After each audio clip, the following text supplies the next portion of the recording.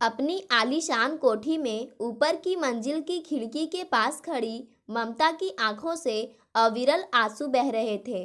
वे अपने आंसुपूरित नेत्रों से बार बार फाटक को निहार रही थी, जहां से उनका पोता वरुण रोता बिलखता हॉस्टल भेजा गया था। नन्हे पोते की चीखें अभी तक उनके कानों में गूंज रही थी। माँ की रोबीली फटकार तथा पिता का निर्विकार चेहरा देख वह चीख कर बोला था, अब मैं कभी आपके पास नहीं आऊँगा।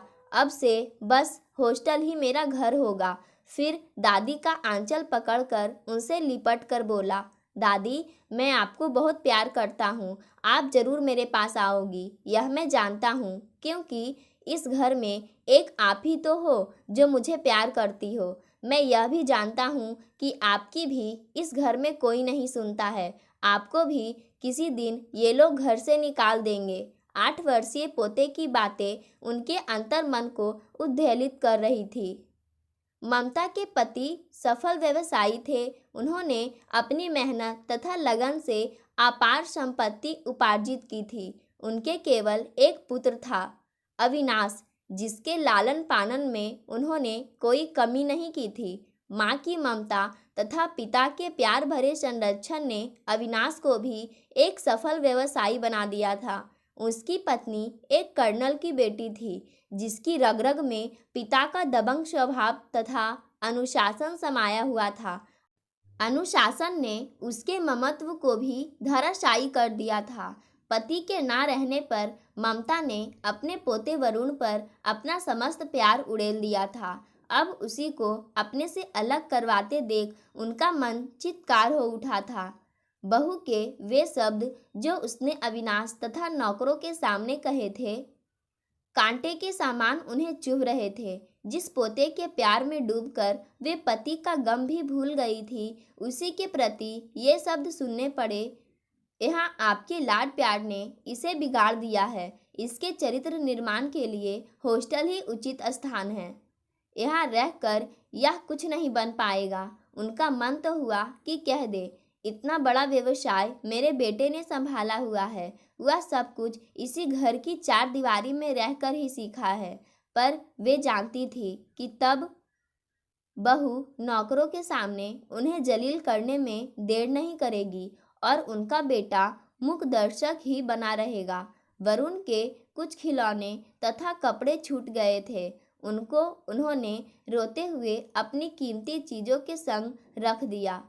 सोचा, अब तो वरुण की इन्हीं चीज़ों को देख देख कर वो अतीत के उन आनंददायक क्षणों में पहुंच जाएगी जब वरुण उनसे लिपट कर अपनी नन्ही बाहें उनके गले में डालकर कहता था, दादी, परी वाली कहानी सुनाओ ना। वरुण को गए 4 दिन बीत गए थे। उन्होंने खाने के कमरे में पैर नहीं रखा था। वहां पहुंचकर वरुण की खाली कुर्सी देख क्या वे अपनी रुलाई पर काबू पा सकेंगी। दोनों समय खाना कमरे में ही मंगवा लेती थी। एक प्रकार से उन्होंने खुद को कमरे में कैद कर लिया था। जिस घर में वरुण की खिलखिलाहट सुनाई पड़ती थी, वहां अब वीरानी सी फैली थी। बेटा बहू दोनों ही ऑफिस चले जाते थे। अब तो घर की दीवारें ही उनके संगी साथी रह गए थे। इधर वरुण के जाने के बाद से घर में चुप्पी छाई थी। ऐसा लगता था इस शांति के बाद कुछ अनहोनी होने वाली है।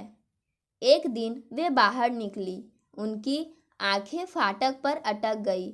अभी वे अपने को संतुलित करने की कोशिश कर ही रही थी कि बहू की आवाज़ सुनाई पड़ी, ना भाई, मैं उनसे यह कहने नहीं जाऊंगी। वैसे भी मेरी कोई बात उन्हें अच्छी नहीं लगती। तुम ही चहेते हो। हमने जो तय किया है कह दो। मैं तो उनकी नज़रों में विष की डली हूँ। वे समझ ना सकी कि बेटा बहू किस विषय पर वार्तालाप कर रहे हैं, पर सोचा 1-2 दिन में तो पता चल ही जाएगा। दूसरे दिन बेटा उनके कमरे में आया। उन्हें लगा कि उन्हें दुखी देख शायद वह वरुण को लेने जा रहा है और यह खुशखबरी सुनाने आया है। अविनाश ने उनसे आंखें चुराते हुए कहा, माँ, मैं देख रहा हूँ कि वरुण के जाने के बाद से तुम बहुत अकेलापन महसूस कर रही हो। तुम्हारी बहू और मैं ऑफिस चले जाते हैं। इधर मेरा बाहर जाने का कार्यक्रम बहुत बढ़ गया है। तुम्हारी बहू भी व्यवसाय में मेरी बहुत सहायता करती है। कभी कभी तो हम दोनों को ही बाहर जाना पड़ सकता है। ऐसे में तुम्हारी देखभाल करने वाला कोई नहीं रहेगा।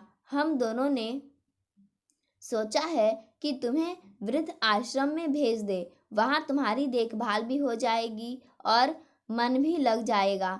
तुम्हारी सुख सुविधा का सभी प्रबंध हम कर देंगे। पैसे की कोई चिंता नहीं है। वैसे सब कुछ तुम्हारा ही है। फिर खिसियानी हंसी हंसते हुए बोला, हम दोनों तो देख रेख के लिए तुम्हारे मैनेजर है। वे अवाक पागलों के समान बेटे का मुंह ताकते रही। थोड़ी देर के लिए उन्हें लगा कि शरीर का खून किसी ने खींच लिया है, पर जल्द ही उनका स्वाभिमान जाग उठा। उन्होंने गर्दन उठाकर कहा, ठीक है बेटा, तुम दोनों ने ठीक ही सोचा होगा। वैसे भी इस घर को मेरी कोई आवश्यकता नहीं रह गई है। अपमान से दुखी पलकों के ऊपर विवशता के जल की बूंदें टपक पड़ी। थोड़ी देर बाद अविनाश बोला, इसी शहर में यह आश्रम खुला है। यहाँ सुख सुविधा का सब इंतजाम है।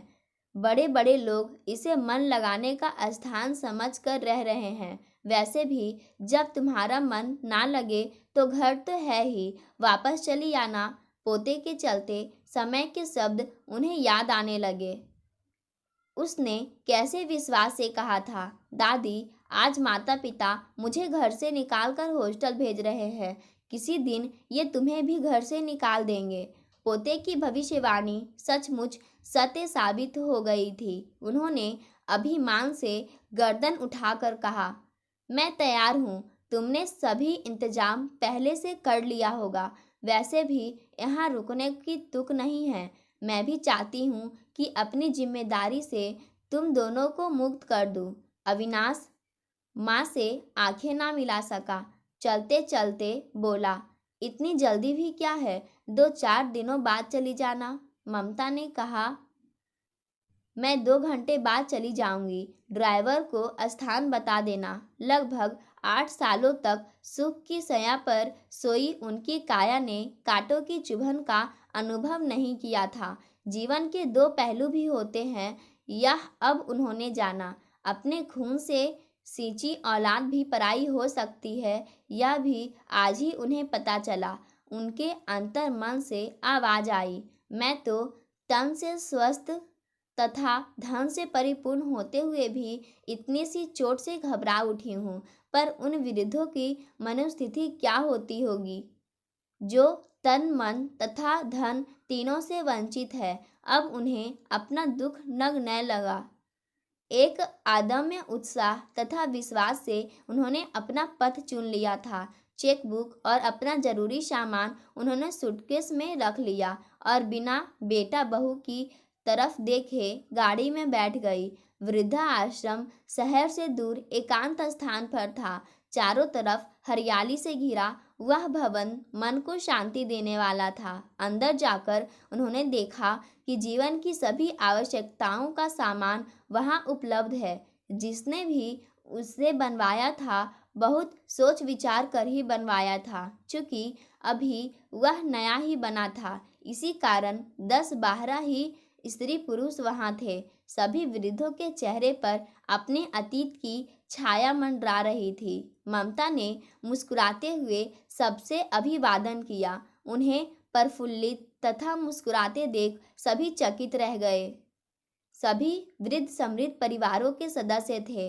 पैसे की उनके पास कमी नहीं थी, पर अपमान की वेदना सहते सहते वे टूट चुके थे। ममता उनके पास बैठकर बोली, देखिए, अगर मैं कुछ कहूँ और उससे आपको पीड़ा पहुँचे तो इसके लिए मैं क्षमा चाहती हूँ। मैं इसी शहर के सफल व्यवसायी प्रताप सिंह की पत्नी ममता हूँ। 8 साल पहले मेरे पति की मृत्यु हो चुकी है। मैं अपने बेटे अविनाश के साथ रहती हूँ। आप सबके सामान मुझे भी घर का फालतू प्राणी समझकर यहाँ भेज दिया गया है।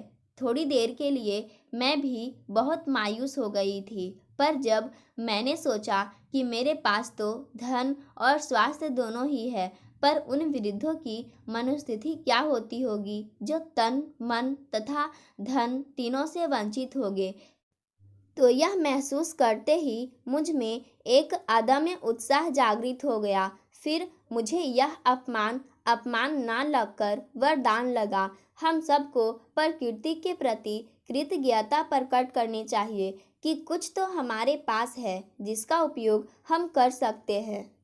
हमें यह नहीं दिखना है कि हम टूट चुके हैं। जीवन में यही समय है जब हम खाली हैं और कुछ सत्कार्य करने में सक्षम हैं। आप सबके पास दौलत की कमी नहीं है। यह सभी दौलत आपने अपने पुरुषार्थ से संचित की है। इसे उपयोग में लाने का आपको पूरा हक है। अपने बच्चों के लिए तो सभी करते हैं, पर किसी ने जीवन के अंतिम पड़ाव पर खड़े उन वृद्धों के बारे में सोचा है जो तिल तिल कर मर रहे हैं? चूँकि उनके पास पैसा नहीं है, इसी कारण इनकी जिंदगी कुत्तों से बदतर हो गई है। क्या हम उनके लिए कुछ नहीं कर सकते? अगर हमने एक दुखी को अंत समय शांति तथा सुख दिया तो इससे बड़ा नेक कार्य और क्या हो सकता है? देने से बढ़कर और कोई सुख नहीं है। मैंने अपने बेटे को इस योग्य बना दिया है कि वह स्वयं कमा सकता है। मैं अपनी समस्त संपत्ति उन वृद्धों पर खर्च करूंगी जो इस वृद्ध आश्रम में पैसे के कारण नहीं आ सकते। हम उनसे वही कार्य करवाएंगे जिनमें उनकी रुचि होगी, ताकि वे अपने को दूसरों पर आश्रित समझकर हीन भावना से ग्रसित ना होने पाए। हम अपने पैसे से दुत्कारे हुए वृद्धों को नव जीवन दे सके तो इससे क्या सबको संतोष तथा प्रसन्नता नहीं होगी? उन वृद्धों के पोपले मुखों पर संतुष्टि की एक सीमित रेखा सी खींच गई। पूरा हॉल तालियों से गूंज उठा। अब तक खाली बैठे बैठे उनकी आंखों के आगे अतीत चलचित्र की भांति कौंध जाता था, जब उन्हें पालतू प्राणी समझकर उनकी उपेक्षा की जाती थी। पर अब उन्हें अपने अस्तित्व की शक्ति का भान हुआ था। सभी बारी बारी से बोल उठे कि हमारी बड़ी बड़ी कोठियां हैं, उन्हें हम वृद्धों का निवास स्थान बना देंगे। वहाँ ऊंच नीच व जात पात का भेदभाव नहीं रहेगा। ममता की आंखें नम हो गई। उन्हें लगा जो हम सफ़र इतने पास आ जाते हैं उन्हें फिर एक दूसरे को अपनी बात समझानी नहीं पड़ती। उनकी आंतरिक अनुभूतियाँ ही वाणी समान मुखर हो उठती है। सभी वृद्धों की आंखें विजयी गर्व से चमक रही थी। दूसरे दिन ममता ने सभी वृद्धों से अपने पोते की भविष्यवाणी के बारे में बताया और यह भी कहा कि वे उसकी पसंद की चीज़ें लेकर अक्सर उससे मिलने जाया करेंगी। इतवार के दिन उन्होंने वरुण की पसंद की ढेर सारी चीज़ें खरीदी ताकि वह अपने दोस्तों को भी दे सके। हॉस्टल पहुंचते ही वरुण उनसे लिपट कर बोला, दादी, मैं जानता था कि तुम ज़रूर मुझसे मिलने आओगी। उसने अपने दोस्तों से कहा कि यही मेरी प्यारी दादी है। ममता ने सभी सामान बच्चों में बांटा और कई घंटे उनके साथ व्यतीत करने के बाद यह कहकर लौट पड़ी कि वे यहाँ आती रहेंगी। वरुण ने पूछा, घर पर सब ठीक है ना? उन्होंने मुस्कुराते हुए कहा, मैं घर में नहीं रहती, एक वृद्ध आश्रम है, वहीं पर रहती हूँ। वरुण चीख कर बोला, मैं समझ गया हूँ, उन्होंने आपको भी घर से निकाल दिया है। हंसते हुए उन्होंने उत्तर दिया, वरुण, वहाँ तेरे बिना मेरा मन भी तो नहीं लगता था। इसी कारण भी तेरे माता पिता ने मुझे आश्रम भेज दिया। मैं सब समझता हूँ, वे हम दोनों को प्यार नहीं करते, इसी कारण घर से निकाल दिया है। उन्होंने प्यार से वरुण के माथों को चूमते हुए कहा, बेटे, माता पिता के लिए ऐसी बातें नहीं सोचनी चाहिए। वे जो कुछ भी कर रहे हैं तुम्हारे भविष्य को उज्जवल बनाने के लिए ही कर रहे हैं। हॉस्टल में बच्चों के संग तुम्हारा मन लग जाएगा, इसलिए तुम्हें यहाँ भेजा है। वरुण ने अविश्वास से दादी की तरफ देखकर कहा। आप कहती हो तो मान लेता हूँ। फिर मासूमियत से बोला, दादी अपने घर में कब ले चलोगी? ममता की आंखों में आंसू तैर आए, जिन्हें उन्होंने बड़े कौशल से पीकर कहा, बेटे हमारे घर में सभी वृद्ध लोग हैं, वहाँ तुम्हारा मन नहीं लगेगा, हम ही तुम्हारे पास आते रहेंगे। वृद्धा आश्रम लौटने पर काफी देर उनका मन उदास रहा। फिर उनके भीतर से आवाज आई, तुझे भावुकता में बहकर अपने ध्येय को नहीं भूलना। तेरा लक्ष्य तेरे सामने है। इस समय 20 हाथ तेरी सहायता के लिए तैयार है। ये हाथ दिनों दिन बढ़ते ही जाएंगे। सफलता तुझे पुकार पुकार कर कह रही है, आगे बढ़ती जा। यह सोचते ही अदम्य उत्साह से वे उठ खड़ी हुई। दूसरे दिन ममता ने आश्रम के वृद्धों से कहा, आप लोगों के पास जो भी कोठियां हैं, अगर आप खुशी खुशी उन्हें वृद्धा आश्रम बनाने के लिए दे सके तो जो व्यय हम इस वृद्धा आश्रम पर कर रहे हैं वही हम अपने आश्रम पर खर्च करेंगे। हम सभी मिलकर उन्हें आवश्यक सामान से सुसज्जित कर कई वृद्धा आश्रम बना सकते हैं। मेरे पास जितनी संपत्ति है उससे मैं वृद्धा आश्रमों को दे रही हूँ। यह सही है कि इस उम्र में हम थक सकते हैं, पर जिस उत्साह से हम कार्य करेंगे उससे शायद किसी को भी थकावट महसूस नहीं होगी। हर वृद्ध जिसके पास पैसा था उन्होंने वह दिया, और जिसके पास कोठी भी थी उसने सहर्ष कोठी तथा पैसा दोनों ही दिए। जब वृद्धों ने अपनी अपनी कोठियां खाली करवानी शुरू की तो रिश्तेदारों के होश उड़ गए। इस प्रकार कई कोठियां खाली हो गई। अब उन वृद्धों ने बड़े उत्साह से उनमें आवश्यक सामान तथा नौकरों का बंदोबस्त करना शुरू कर दिया। समाचार पत्रों में इन वृद्ध आश्रमों की प्रशंसा में कॉलम भर गए। मध्य वर्गीय परिवार के वृद्धों को प्राथमिकता मिली। हर वृद्धा आश्रम का ट्रस्ट बना दिया गया ताकि जिन्होंने पैसा दिया है इनकी मृत्यु के बाद भी वे सुचारू रूप से चलते रहे। वृद्धों के निराश चेहरों पर रौनक आने लगी। समाज के जो संभ्रांत परिवार थे उनके यहाँ एक अनोखा परिवर्तन आया। परिवार की युवा पीढ़ी जहाँ सतर्क हुई, वहीं वृद्धों के प्रति उनके व्यवहार में भी परिवर्तन आया और उनकी पूरी देखभाल होने लगी। ममता तथा अन्य वृद्धों जिन्होंने इन आश्रमों को बनवाने में अपना पूरा सहयोग दिया था, उनकी देखा देखी बहुत से रईसों ने अपना पैसा तथा सहयोग देना शुरू कर दिया, क्योंकि वे स्वजनों के व्यवहार परिवर्तन के इस छलावे को समझ चुके थे और किसी न किसी रूप में इन वृद्धा आश्रमों से संपर्क बनाने की चेष्टा में लग गए थे। एक तरफ वाहवाही की चाह थी तो दूसरी ओर परोपकार की भावना जोर मार रही थी। हृदय के किसी कोने में प्रतीकार भी था। ममता वृद्धा आश्रम में एक कक्ष में बैठी विचारों में मगन थी। उनके चेहरे पर वेदना और शांति के भावों का अनोखा मिश्रण झलक रहा था। अब उन्होंने जाना कि कांटों की सया पर सोया प्राणी ही कुछ करने की क्षमता रखता है। जिस सत्कार्य को करने का उन्होंने बीड़ा उठाया था उसको प्रेरणा देने वाला उनके बेटे बहू का व्यवहार ही तो था। ममता ने महसूस किया कि देने से बड़ा सुख और कोई नहीं है। दूसरों को सहायता तथा सुख पहुंचाकर अपने हृदय को कितनी शांति और सुकून मिलता है। उन्होंने जीवन का सबसे बड़ा सुख पा लिया था। पाठकों, आज की कहानी यहीं समाप्त होती है। धन्यवाद।